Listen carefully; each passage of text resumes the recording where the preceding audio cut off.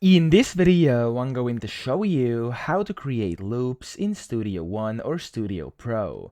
Now, there's actually a few ways you could create loops. The first one is going to be what I'm going to show you right now. So if you want to loop a specific part of your audio, for example, like this bit over here, to where it, of course, is like an infinite loop as many times as you want, you have to go and hover over the bottom right of your audio like this. And as you can see, it's going to give you like a weird icon with kind of a arrow in a circular motion, okay? So you want to just click on that and you want to drag it out, and just like this, as you can see, I'm successfully looping my audio. So we can go to as many loops as you want, and as you can see next to my mouse, it says how many repeats there are, okay? Now it's 17, we have 18, etc., okay?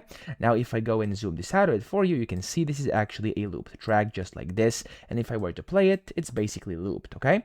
That's the first way to do this, and of course if you want this type of loop, you are good to go just like that. But of course there's also other options. So if you want to loop like a specific part to actually play it in a playback, you want to go up to the top here, of course at the top of your timeline, and you can see your kind of pen icon. So when you then click and drag, you can go ahead and make the loop that way as well. So I have now looped this part. I'm actually going to make it a bit smaller like this, and you want to go down here and click on this button which is called loop active, and as you can see, it's going to turn blue. So if I now were to play this,